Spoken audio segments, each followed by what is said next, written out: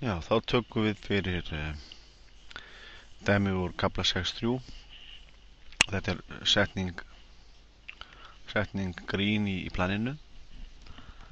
og hún er sér tilvik af almennari setningu Stokes. En hún hljóða þá einhvern veginn svona, þar að segja setning grín.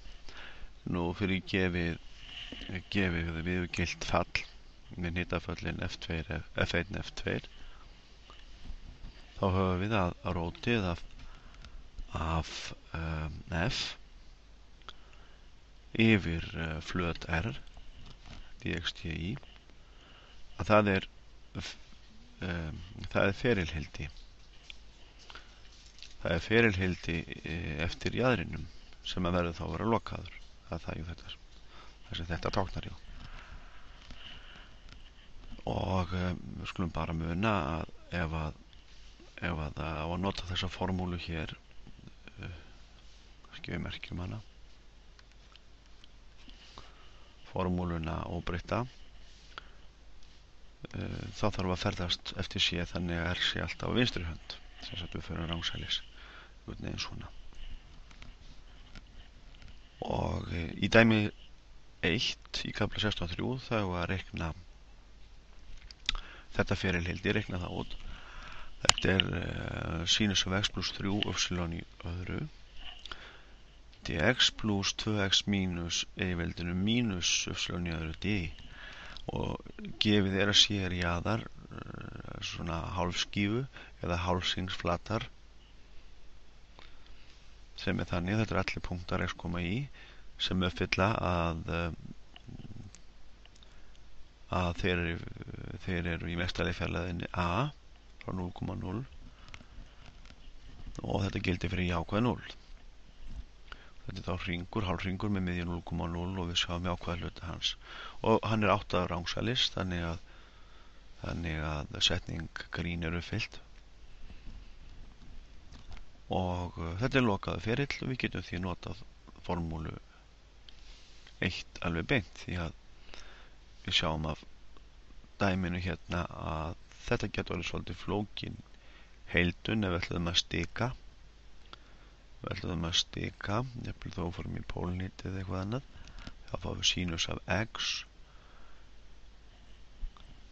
Þannig að hér er kjörið að nota þessa einföldun sem verður. Og hér byrjar þá lausnin. Ég er búinn að teikna myndina. Nú ferlinn sér réttur og það er að segja við fyrir að rángsælis eftir ferlinu sé og R er vinstri hönd og við getum notað formúluna beint. Skulum skrifa hjá okkur að fyrir hnitafallið var það er sinus af x plus 3 upsilon í öðru og seinna hnitafallið var 2x mínus e í veldinu mínus upsilon í öðru og svona áður en við höldum áfram þá skulum við reikna út rótið,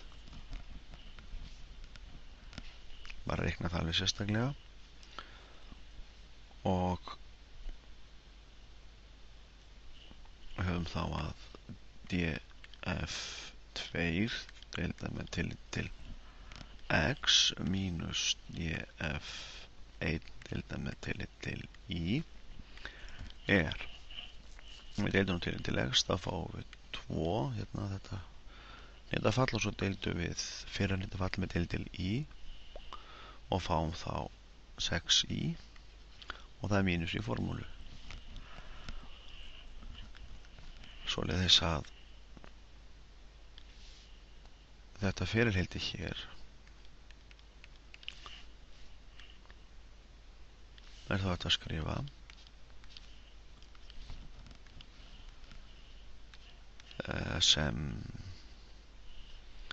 sem tvöfalda heildið yfir svæðið R sinnum 2 mínus 6i dx di sem verður þá allu einfaldara og að því að við erum nú alltaf að leita að samhverfum, þá skulum við kljúa þetta upp í tvö heildi. Þetta er þá tvisvar sinnum tvöfalda heildið dxdi yfir r, en það sem við sjáum hér, þetta er ekkert annað heldur en tvisvar sinnum flatarmál r mínus 6 sinnum tvöfalda heildið yfir r yfir I dxdi. Og nú er eðlilegt að stika í skautnitum og kannski ágætt að sjá það þessa myndinni. Við sjáum að við setjum hér inn horn þetu, þá höfum við að þeta hleypur frá 0 og upp í pi, og radíusinn hann hleypur frá 0 og upp í a, það verður mestur a, og ég getur þá að skrifa þetta bara formlega, þetta er tvisvar sinnum, ég bara skrifa þetta svona, flatarmál svæðisins r mínus 6 sinnum, við höfum hér oddstætt fall með tillit til I, en bilið sem líkur í gegnum mæsásinn er ekki samhverft, þannig að við skrifum þetta bara upp sem að radíusinn hleypur frá 0 og upp í a, og hornið hleypur frá 0 og upp í pi, og upsilon í skautnitum er r sín þeta, og þá r sín þeta,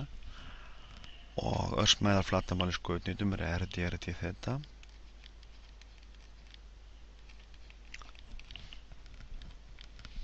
og tvisvar sinnum flatarmál hálfhrings er bara flatarmál hringsins alls, eða flatarmál hrings með radíus a. Þá að fá bara pi sinnum radíus njörveldi, og hér skulum við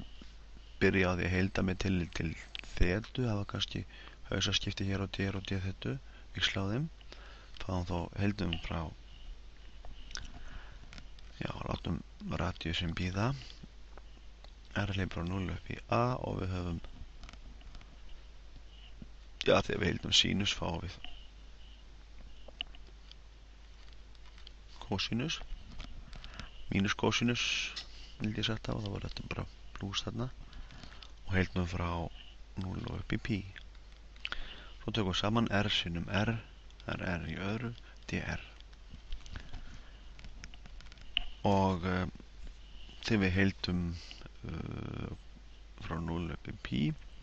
þá fáum við 2 pi mínus 2 ætlaði að segja, kosinus af pi er mínus 1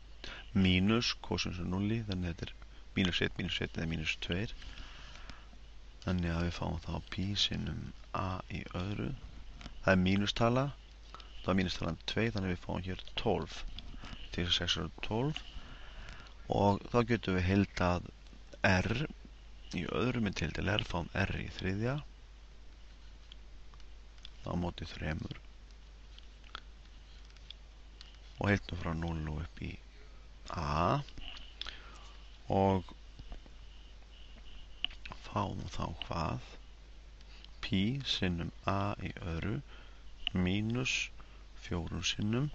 r í þriðja, það gefur þá a í þriðja,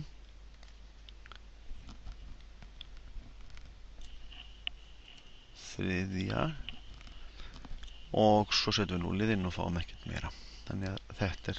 lausnin.